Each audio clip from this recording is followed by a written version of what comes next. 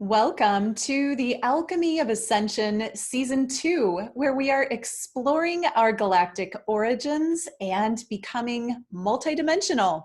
I'm your host, Washayla Sananda, and today it's my pleasure to introduce you to a returning guest. She was also on Alchemy of Ascension, our first season, Christine Breese. Welcome, Christine.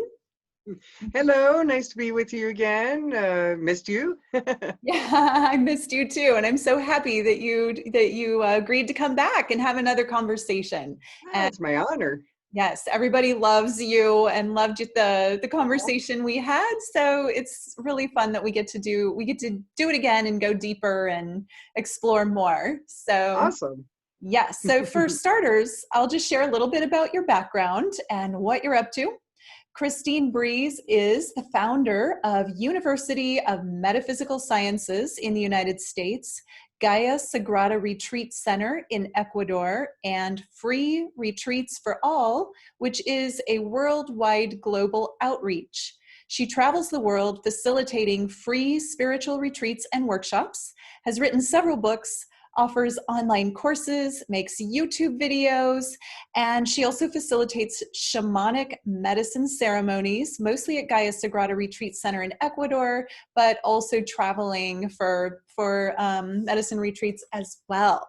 So you have a fun and interesting life. Yes, it's different. Yeah. And I guess that is the whole conversation around conscious life creation and what our life can look like when we choose to do what's calling us and follow our divine calling versus, do what maybe society expects us to do, which can look very different for most people. Takes a lot of work to Yeah. make your own niche. Yeah, it does. It does, although it can also be very fulfilling. Yes. So you are currently in Ecuador, Uh-huh. and let's start there. Tell me a little bit about what is life like in Ecuador right now? Well, it's actually really nice. It's there's no riots or anything like that, which is nice Yeah. with like the United States and Europe and things like that going on. Um, and it's a peaceful country, and people are really making an effort to still have their lives, but not.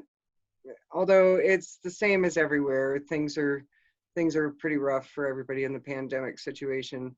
But you know what? That's coming to a close now, and life is going to come back to normal slowly, maybe. But but here at Gaia Sagrada, I feel so lucky to have been here during the lockdown because it's just heaven here. I mean, the trees, the animals, the birds, the beauty, the sky, the stars, it's really nice. But Gaia Sagrada, the retreat center where we do the shamanic ceremonies in Ecuador, it's like a sleeping giant. Sometimes when I walk on the property and look, it's like, ooh, it's like a sleeping giant just waiting for the awakening again to happen and all the people come, and we're really looking forward to it. We're getting ready to open again, and because people really want to come, Yeah. but things are going to start kind of slow, of course, because it's going to take a while for people to travel again. And that's basically it. I'm just enjoying the beautiful property. I have a few people here. We're getting ready to start community as well, where people can come and actually live here. And it would cost like $1,000 a month, more or less, depending on the housing they choose for, and that would include all the food, the yoga, the meditation, the uh, the community, the Wi-Fi, the hot tubs. There's lots of stuff, and I'm on my way. oh my God, it is such a great place to escape from the world here. People wouldn't even know there was a problem going on out in the world right now. And honestly, I don't think it's going to end. And even when the pandemic lifts, I don't think we're out of the hot water yet because this is a paradigm shift. And Yeah. paradigm shifts are tough. And it's a birth and a death at the same time. And that's messy business. And yeah, so we've got to be extra diligent to keep our mood up, to keep our faith in the change, faith in humanity, awakening, faith in the spiritual powers that be that are taking care of the situation and making sure that we don't do things like blow ourselves up. Yes. And yeah, just to keep the faith and to keep the beautiful light in our hearts and not go down into places of depression during a time when our light is needed more than ever. So Yeah. anyway, I guess that's a long answer to your question. No, thank you. That's perfect. So, one of the things I wanted to kind of get into with you, because I think it's fascinating to hear the different perspectives on what is happening globally and on not just on or in Ecuador, but like what is happening to the world. And there are a lot of different Mm, perspectives. But is this the ascension? Is this the age of Aquarius, the shift? What is yeah. your perspective on that energetic that's happening now? We've been waiting for this for a long time. And a lot of people are like, oh God, I didn't know it was going to be so hard when they made their galactic choice their soul choice to come here and be part of this insanity. But that's why the population is so high right now, is because all souls that were involved in the earth plane have come to get a front row seat to this great awakening. In the history books, this is a time that's going to be in the future. This is going to be a time written as the Great Awakening. And we're all having a part in this Great Awakening. We're part of these historical characters playing out a really important change in history. And we might be thinking, what was my soul thinking coming here right now? Because it's tough. It is tough. And we're the ground crew. There needed to be a ground crew, and we're the ground crew. And the ground crew has the toughest job. It would be easy to be an angel holding space around the world. Well, not easy, because obviously holding space takes skill and work, but it's harder to be a human right now. It's harder to be an angelic human right now, holding space for this world to change and not getting moved by all the chaos and all the disappointments and sadnesses. We have to be like a rock in a stormy sea where we're just unmoving in our light, our love, our compassion, our faith in what humanity's potential is, and that it can reach that. And no matter how much the waves are crashing on us, we're just still in the midst of it all as a ground crew 007 secret agent of love in this world. I love that. It's, a lot of people are challenged, and I find myself, I don't watch any news. I don't watch the media. I do get on, Facebook and stuff, but I've really limited the sites that I see there, the pages, because I don't want to be inundated with, there's Right, political stuff and there's, COVID stuff and there's all this agenda that I don't right. necessarily need in my reality. So I'm finding it easier to sort of extract myself from the public thought form or thinking when when I'm not participating in that. However, for those people that are, really more in the day to day of it, what are some things that they can do, or that we could do, to stay aligned in the center of all of this seeming chaos that's around right now? That's a really good question that a lot of people are asking right now too, since it is a challenge. And your soul came to be part of the ground crew in the paradigm shift, and no adventure is without its challenges. So we have to be ready to meet the challenge. One way that I meet the challenge is I limit my amount of time of tuning into what's going on in the world. When I was spending a lot of time doing it, I would get really depressed by the end of the day. It was hard to not sink into a depression when it's constant eating of the negativity of the world and the rhetoric of the mass consciousness going back and forth and people arguing, and Facebook became a battle zone. I mean, people were saying and doing things and taking positions that if they were in front of you, oh, sorry, my hair is like keeps falling in my eyes. Yeah. So if people were right in front of you, they would never say some of the things that they were saying to each other on Facebook, and getting 3-year-old as if like with the name calling and the mudslinging just because there was a difference in opinion. And I found that that was just something I couldn't tune into anymore. I had to, even though I was trying to help and mediate, it was not gonna, it's not, I was like, okay, that, so now I just post something inspirational on my Facebook page for people who are reading. I write, these are, what happens is I get like a message about, okay, people need to hear about this right now, and then I'll write about something like an article on Facebook, and lots of people are really getting helped by it. But anyway, to get back to the point of the question, you have to stop tuning in to the fight. It's a play in consciousness. It's a fight in mass consciousness about even what's going on. And the real truth is, nobody really knows what's going on. Nobody really knows. Everybody's guessing. Everybody's latching onto one thing, one doctor or media said, and another one.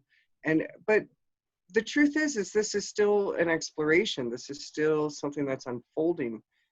And one of the ways I found to stay peaceful is to be okay with not knowing.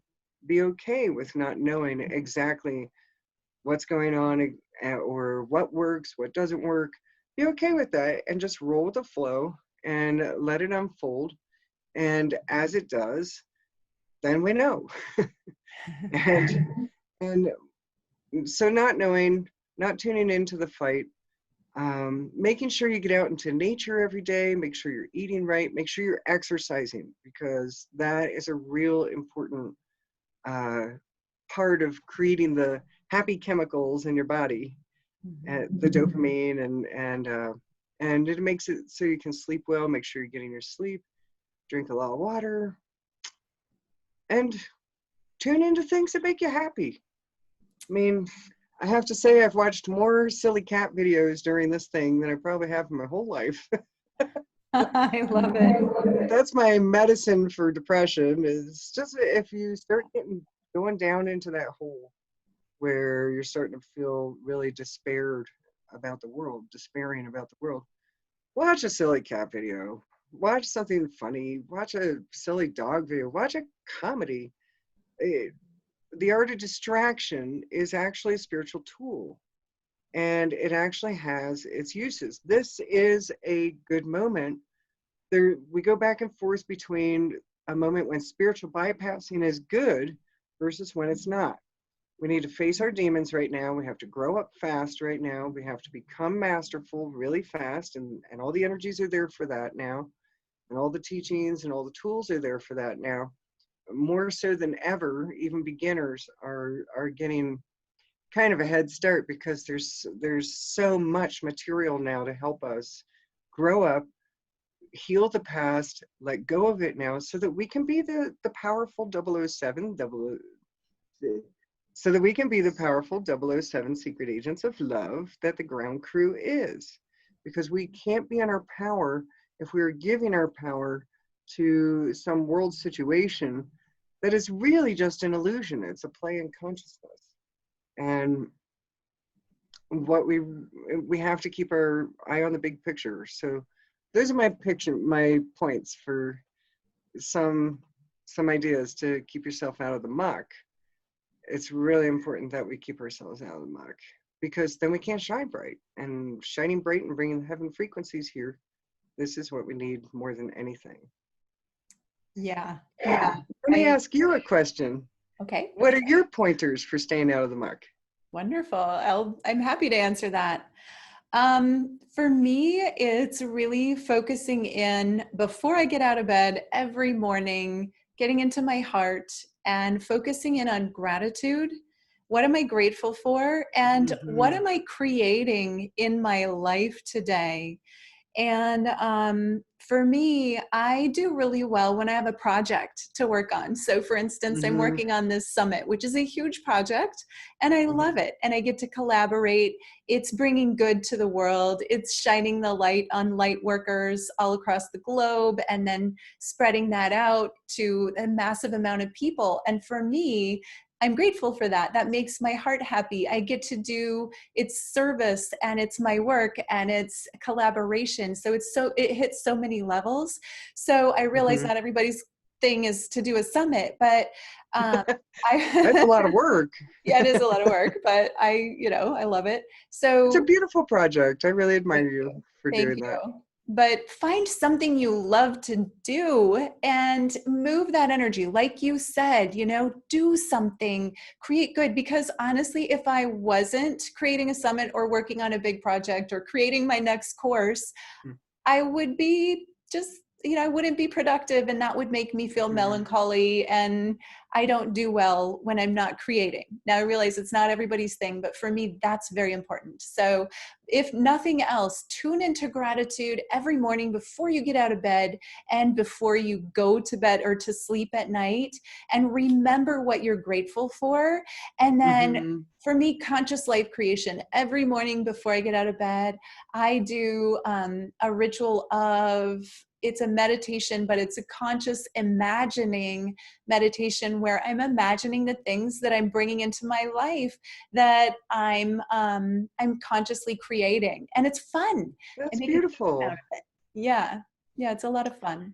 Yeah, the creativity energy is really where our life force is, Hmm. because we're creators, and being in a creator situation really does bring out our joy.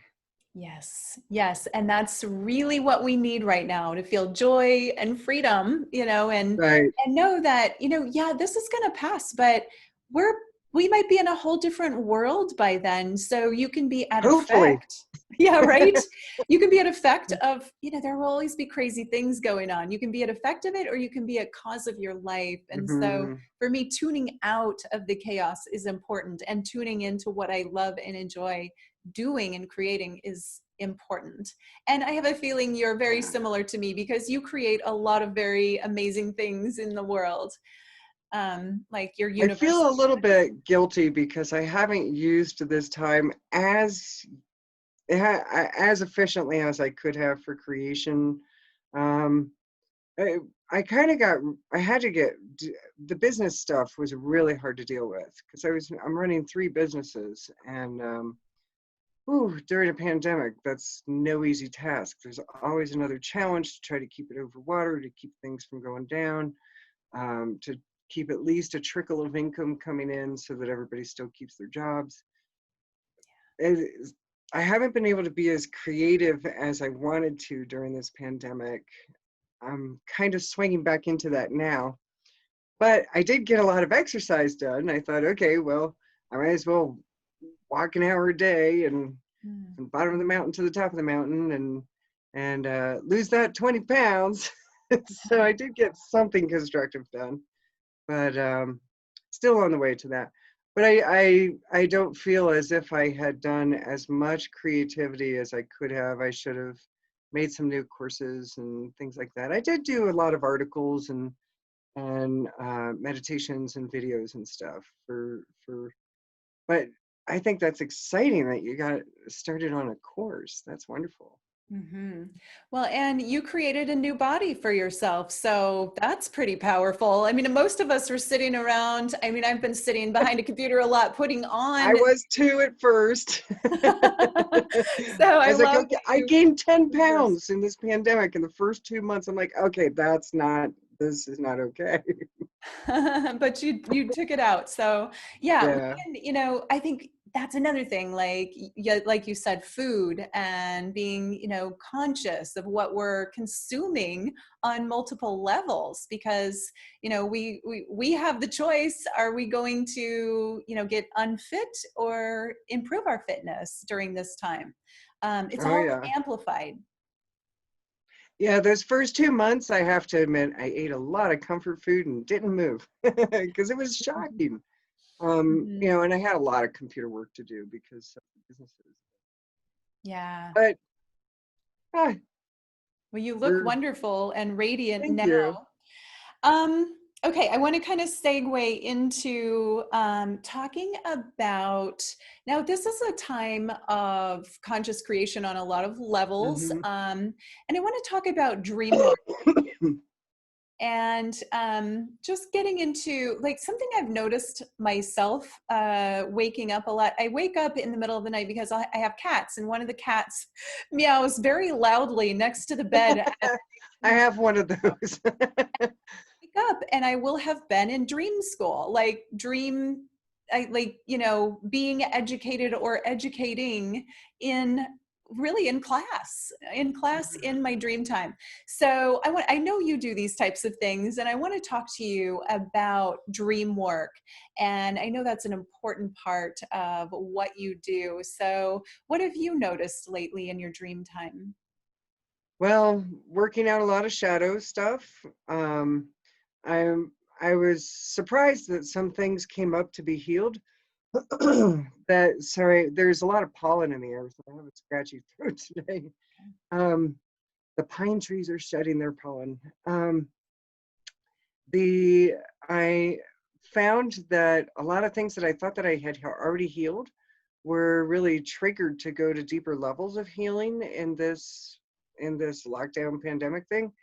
And I found in my dreams that some of it's like my spirit was working it out more on the subconscious level than on the conscious level. Normally my healing I do very much on the conscious level, but on the subconscious level, the dream was where that work was being done, the dreams. What I would advise everyone to do is learn how to do lucid dreaming. When you're in lucid dreams, then you can control your dream experience somewhat, and you can actually really dive in purposely to the shadow work that needs to be done, or just to have fun too, because it's a virtual reality. Um, Astral projection is actually being able to go to different worlds as they exist. But the dream world is your virtual reality machine. It actually is your consciousness inside you. And yes, there is some overlap with other people's dream worlds. You can meet your friends in the dream worlds. Um, that actually they do have a component that exists there. It is a dimension of sorts, but you have more control over this experience than you do over any other, really. And the way to inspire, I suggest everybody start reading about lucid dreaming and what you can do, because you can also get a lot of ego desires out of the way. For instance, you've always wanted to be a movie producer, a rock star, or a brain surgeon, or a trapeze artist. If you wanted to ever be one of those, you can do that in the dream world without having to go to school for 8 years or whatever to be a brain surgeon. And you can actually experience and get these ego desires out of the way.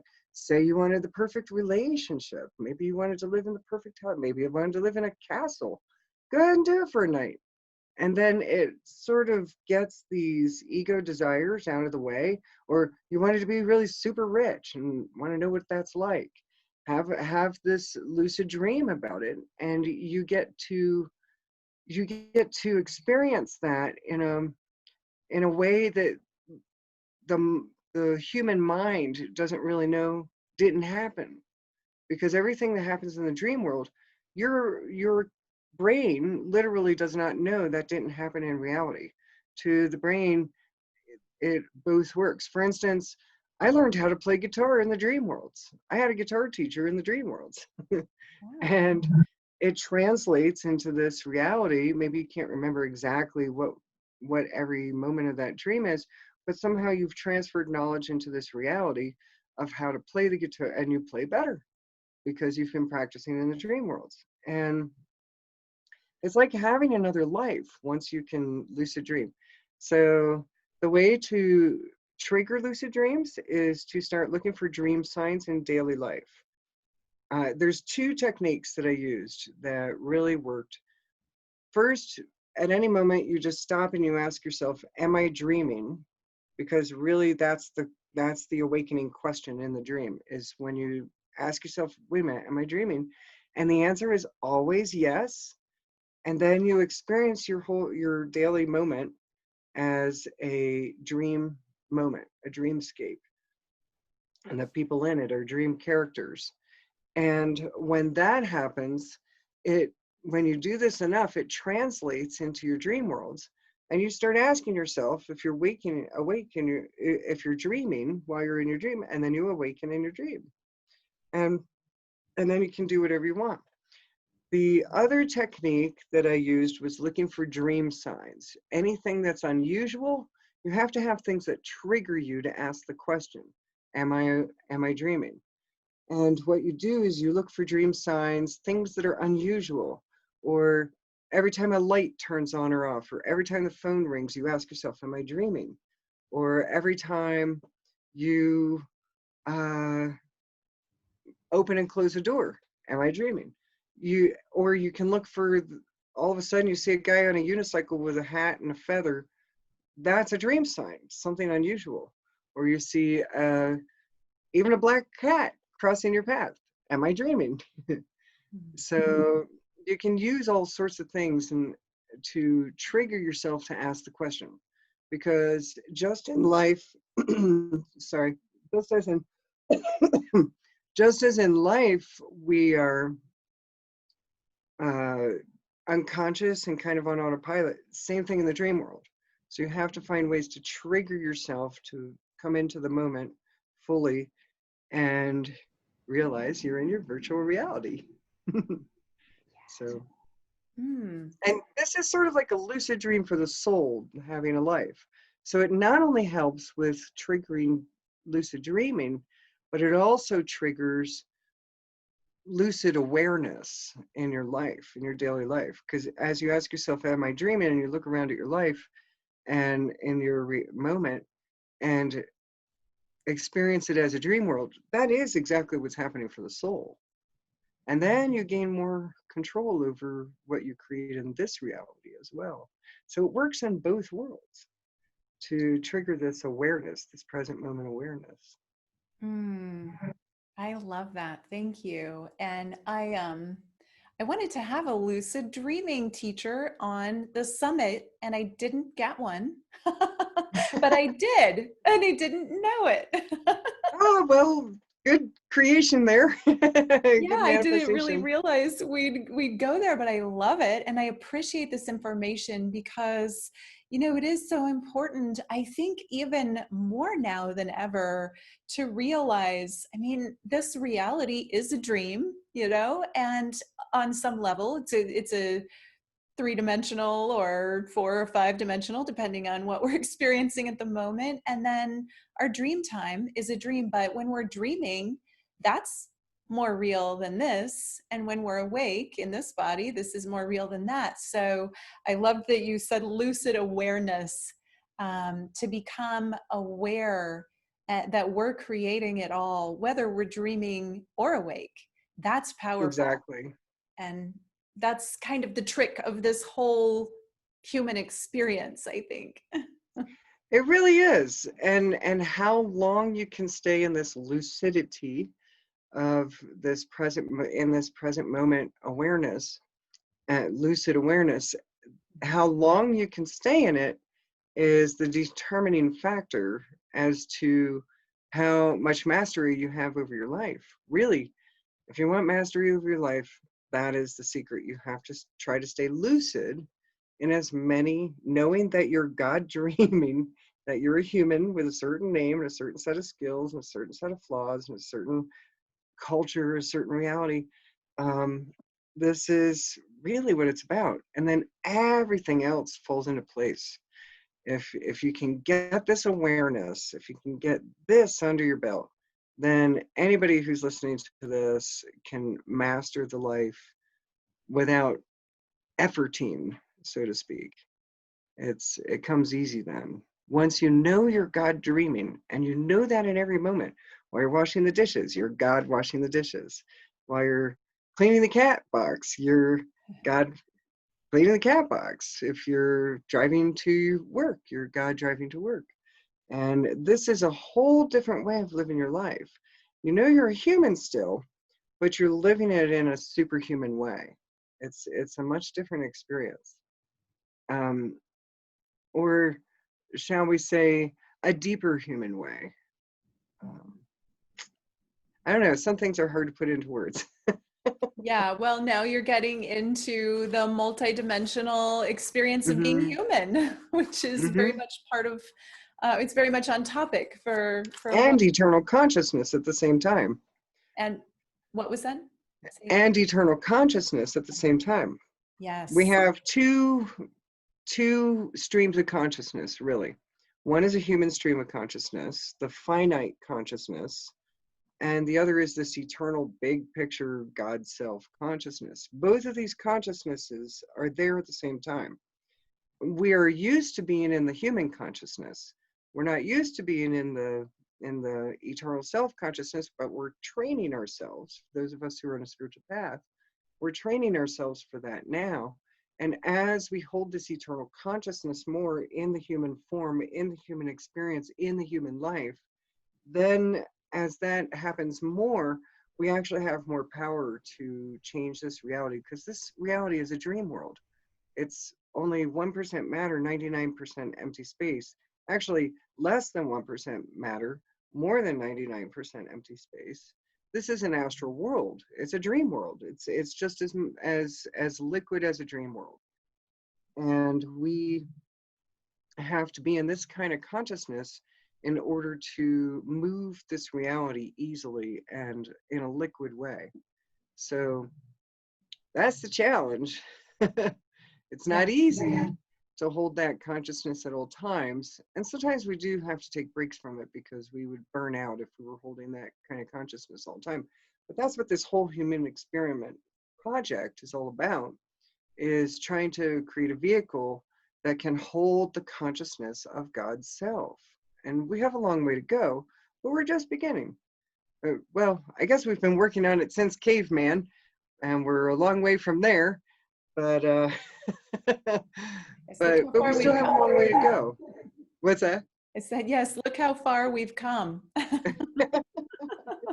Yeah, at least, yeah. Yeah. Sometimes I'm like, this is the 2000s, baby. This is not caveman days. You gotta think a little bit more intelligently. So. Yes, well, we are on that path of waking up all the time. I think more and more people are, and I really do love the analogy or the truth that we are dreaming. And the more, I think this is it. Like the more we can be like in the flow and relaxed with our Hmm. perception of reality, the easier that becoming lucid Hmm. is. And I know you and I are both trained in shamanism, and part of that is being okay with the crossover between Hmm. worlds, Right. and accepting. I used to, when I was younger and had these experiences, I feel like they were happening to me when interdimensional beings would show up, or extra dimensional, or ETs or whatever. They would show up and I would get really freaked out and scared, and I wouldn't want to have those experiences because I didn't know what to Yeah. do with them. But then when I got trained and I understood how to work with those aspects of my consciousness that showed up, it's always a wonderful opportunity to explore and open and go deeper. And I think part of the opening that's possible now for people in this thinning of the veils, if that's, for many people what is happening, is to be okay with what shows up. And sometimes it looks scary, sometimes it doesn't look like a friendly being or something you want to interact with. But what I found is that everything is there to show us something, to Hmm. teach us a lesson. It's all us, it's all aspects of self. So can you talk about that, and working with sort of like the inner demons, which can actually transform into wonderful life lessons? Sure. I love that subject. Life is a ruthless teacher. Life takes no prisoners, takes no Fs. There is no just pass fail. You have to do it well to transcend whatever the lesson is. And we all agreed to come in here with certain dysfunctions. We came in here to have certain flaws to overcome or adjust, or certain kinds of traumatic experiences to heal. We all chose these things. We might not realize it, but we really move into our power when we take responsibility for choosing whatever has happened to us and how life is treating us, so to speak. Because we could feel like a victim if we don't take that responsibility for the choice that our soul made to take this or that dysfunction. When you want to come to Earth, they ask you, okay, which dysfunction you want to take? You gotta take one. That's the way to get in. It's a project. This is a construction zone. This isn't a vacation planet, as you might have noticed. So we have to use everything that happens in life as the teacher. The person who disrespects us, the person who makes us angry, the person who makes us sad, the person who hurt us, those are our greatest teachers. And it's not about that person. It's not about that person at all. As soon as you take your focus off the person being your problem, then you're ready to start the work. And forget the person. The person was just a messenger, was just a tool that life used to teach you, that life used to deliver a lesson. And as soon as you stop taking everything so personally from people, you're actually looking at life as the teacher rather than just some random thing that's happening that maybe isn't so fair. And nobody said life was going to be fair, but it is fair in a way. It gives you the challenges that you decided that you wanted to come and work on. It gives you exactly what your soul agenda, let's say the foundation of your soul agenda, and it gives you the lessons to transcend the challenge that you took on with this soul agenda. And when you take on these challenges with full consciousness, full power, full responsibility for your growth, and full responsibility for what you're having to grow around. Sorry, I'm having a little trouble with words today. um, then you can actually move quickly through the lessons. If you stop seeing, oh, so-and-so hurt me, oh, so-and-so's at fault, oh, so-and-so shouldn't have done that, oh, so-and-so whatever, or oh, this shouldn't have happened, and it was a tragedy, and getting abused as a child was just so unfortunate. If you actually take responsibility for your soul choosing that, and some people get really mad at me when I say, take responsibility for what happened in your childhood. You might think you were an innocent child, but at the soul level, you chose it. Nothing happens to you that you can't handle. Some people came here to handle some pretty heavy stuff. That means they're professionals at transmuting darkness. It means that they're skilled at healing trauma. They know something that souls that can't handle that don't have. So I would say taking responsibility for everything that happens in life and using life as a teacher, that is the fastest route to enlightenment, so to speak, although enlightenment can't be reached because enlightenment means to know, and when do you ever stop knowing more? So enlightenment is a journey that never ends for eternity, really. But you can get to places of, shall we say, plateaus of enlightenment, where things are pretty pleasant for a while until another challenge of life comes up. And if you really want to know the biggest challenges in life, relationships, friendships, family, all of that is really your teaching. There's nothing that turns you into a 3-year-old faster than a relationship. And if you want to find those 3-year-old parts of yourself that aren't mature yet, be in a relationship. and that is going to be life's tool for teaching you. So Yes, good point. Okay, well, I would love to now kind of pivot and go into, because we're talking about our galactic origins, mhm. I'd love to hear your concept on that. Do you have, I know you have relationship with your guides. Do you have a concept of yourself as a galactic being? Do you have a relationship to a certain planetary system? And just tell me some of your thoughts and views in that realm. Well, here's something some people are getting wrong. They think, okay, well, I'm from the Pleiadian system, or I'm from the Syrian system, or I'm from this or that. You're not from any of those places. Those might have been your last experience that you had before you came here. That might be the thing that's in your soul memory most recently. But really, all of that stuff is not where you're from. Where people are from is this eternal consciousness that is God. We're all from a singularity, a place where this one being exists. This whole thing is a sea of consciousness, and this sea of consciousness is God's mind. This is God's imagination. Pleiades is in God's imagination, and you had an experience in that solar system as a being there, maybe for, say, 2,500 lifetimes, just like we do here. Um, Maybe a person has been in Syrian systems or whatever, and that was where they were last before they came here. So that might be where some people are getting this idea that I'm from there because that's the last experience they had. Go bigger. Go bigger than that. That is just a playground for God's imagination, really, and a place of self-evolution, that this journey of God, this journey that God is on. God is evolving. God is not just this static, perfect being. It's this being that's evolving.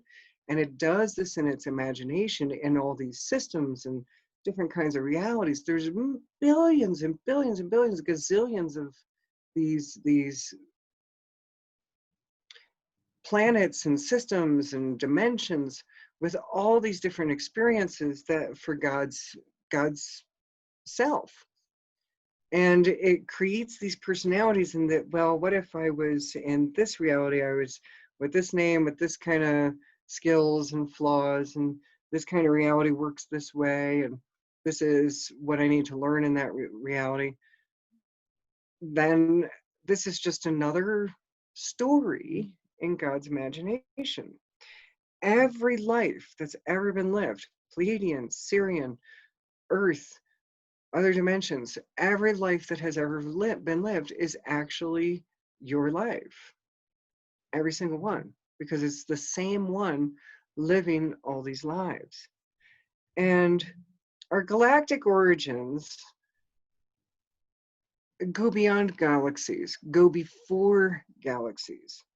And I hope I'm not kind of busting anybody's fantasies here about our galactic origins, but the galactic experience is within this arena that God's consciousness is.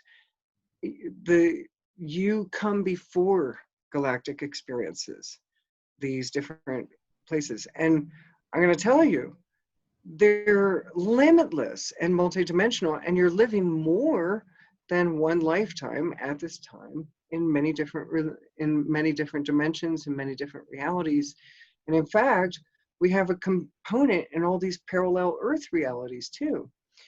After you leave Earth, after you're done with your lifetimes here, then when you go to the next place, you might be like, well, I'm from the the galactic Earth region, or whatever they might call it, Earthian. I'm an Earthian. And those are my galactic origins. And that happens because it's the last memory you had before you came to this place. I had an experience of realizing myself as a being in another galactic system. I was part of a council that basically we were the rulers of this entire system of systems. It was not just one planet, it was like a whole collection of stars and planets that we were basically there to make sure everything went well. And when things came up, we figured out how to solve those problems. And a lot of our people had come here, a lot of our citizens had come here to the Earth plane for this experiment and got stuck. And we were like, some of us as the leaders of these systems were like, well, we're a little bit more skilled, so let's go and see if we can get our people back. And we just got stuck here just like everybody else. And some people were like, don't go, you're the president, you can't go to Earth, that's like going to the front line, and you're actually one of the brains behind the machine or whatever. And but I was like, we gotta rescue our people, and I just came here and joined everybody. So because it's been really underestimated how difficult duality is. Duality is no game. This is the big leagues. And it's easy to be in a system where things are peaceful and going well, to think that you're actually really skilled. But then when you get down in the ditches and you actually really are in that duality, this is advanced level stuff. And this is where God is working out its shadow side, so to speak. And I'm going to tell you what I've seen is that 95% of what God's imagination is doing has nothing to do with duality and the shadow work. It's actually quite beautiful, and it's creativity, and it's exploring all of its potentials. Whereas in this little corner of God's mind, in this little corner of the universe, this is where God's working out its problems. and so we're here doing this, coming from places where it was easier. And that's why we feel like we yearn for home. We yearn to go back to Syria. We yearn to go back to Pleiades or wherever. We yearn to go back to the singularity. We yearn to go back to where it's sane in God's mind, because this is a little bit of God crazy here. This is God's not. It's not just this. People have this idea that God is perfection, and there is a perfection in the singularity. But when exploring potentials, you have to also work out what you don't know. And darkness is not evil. I'm not saying that these are evil parts of God. These are unaware parts of God. The places where everything's easy and everything's sane and everything, it's because God worked that out already. And it's bringing awareness into this darkness, and then it becomes light. And really, darkness is just places of no awareness. It's not evil, it's not bad. It's places of no awareness. And this is an area where God is trying to bring its awareness into, to make it light and to understand these parts of itself that have not matured yet. I know it's a little out there for some people to grok, but I was out of my I left this world. I left this body for 3 days in a coma once, and it was like a 40-year journey on the other side. It was like a whole lifetime, and it was hard. It took a year to adjust coming back, and it wasn't a walk-in or anything like that. I'm still the same one, but I got to look at to see it, how all this works and how all these systems work, and how the treaties that were made not to blow up planets anymore, because they're biological libraries that they terraform other worlds with. And Star Wars was our ancient history. And it was decided, okay, no more of this blowing up biological libraries. There would be a herd of galactic beings who would come and make that stop if that was anything we were in danger of.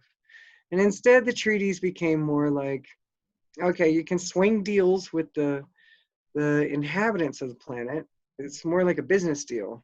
Okay, we'll give you a little technology for your water and your gold and things like that we need, and human DNA.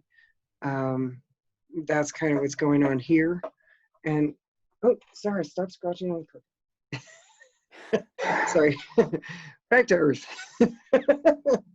So anyway, I'm rambling a little bit about the galactic stuff, but it's pretty cool. But when you leave here, you're gonna probably call yourself an Earthian, not a Pleiadian or a Syrian, or we'll in the next reality of challenges, we'll say, I'm from Earth. I'm an Earthian. Yeah, thank you for that. That was a fun journey you took us on. And I think it demonstrates, you know, the just how infinite the possibilities are, Mhm. and how we can jump into memories of being in different types of bodies and different types of planets, different types of places, and even benefit from what we remember there, and then appreciate being here for the short time that we get to be here. Yeah, we have to think beyond any identity or form, though. It's important to, we are massively galactic beings. People can't even imagine how many galactic experiences we've had, but they're experiences, they're not who we are. I guess that's what I'm trying to get to. Mm, yeah, at the highest source, we are all the same one. So I Mm, think it's like the infinite possibilities all lead to the one source of all. yeah. And you know, if you want to be a Pleiadian, you can be. If you want to be a Syrian, you can be. If you want to be an Earthian, you can be. If you want to be a whatian, whateverian, you can be. And it's not an obligation and it's not an identity. I really encourage people not to identify from this galaxy or that galaxy or this culture or that culture. To identify, go all the way back to source, all the way. And you can enjoy knowing that you've had those experiences, though. We can all enjoy knowing that we've had these different galactic moments, shall we say. But we're having a galactic moment right now. Earthian is is legendary. True. Yes, we'll get to go. We have bragging rights after this trip. Yep. Big time. People will be like, you were a human when? Heard that was really Yeah. hard. You're like, heck yeah. Then they want to hear your stories. So with Yeah. respect. Awesome. Well, we are coming to a close on the hour. It always goes by so fast. I know it does, doesn't it? It truly does. But I want to make sure everyone knows that they can get your free gift. You are offering a bunch of stuff, a really wonderful package of things, including video and audio meditations. So those gift courses are divination systems. So these are courses, right? Or Uh-huh. courses that they can take. Divination systems, awakening to the true self, great spiritual masters and teachers, and pranayama and the art of breathing. Those are all courses that Christine is offering for free generously. And then the meditations are called Deepening the Silence, Exploring Awareness, Exploring Auric Layers, and Visiting the Angels. So we will have a link that people can follow to get those, and it's a wonderful gift. Lots of things to explore there. So thank you for your generosity. And thank you so much for all that you've shared today. I really enjoyed this conversation and just kind of Me having too. fun and playing and deepening into all of these topics. Yeah, So me too. I had a great time. I always like talking to you. You're such a lovely soul, and thank you for the work that you do in this world. It's really beautiful. thank you so much. And thank you for what you do. And I mean it when I say I'm going to come down there and spend some time. I would love to meet you in person. You would love it here. I know Just I would. you can see the galaxies here, Ooh, or at yeah. least the galactic Milky Way. But we had a telescope that was working for a while that you could see the it Mm, seems like we saw galaxies. Maybe we didn't. sounds I think you can see beautiful. galaxies, but it feels like we live with the you see the Milky Way going right through the whole Wow. way. I love big open skies where you can see so much. It sounds amazing. And just all that. And we see UFOs here sometimes too. I bet you do. They're I bet you protectors. do. They're protectors. Yeah, So yeah. Beautiful. Well, thank you again. And I want to let everyone know that you can go to the Facebook page. We'll have a link and tune in and let us know what you thought of this conversation. Did you agree with something? Did you disagree? Did you enjoy it? You know, whatever you got out of it, just chime in and let us know. And it's always fun to see what community experiences there. And with that, I'm going to go ahead and end. And I want to say that a huge reason why I do this work is just to let everyone know that we are one community of light. We are all raising our frequency and ascending together. And this is our tribe and our community, and we don't have to do it alone. So thank you for joining this community and being a part of these wonderful conversations. Thank you, Christine, for everything you shared. And with that, namaste. well,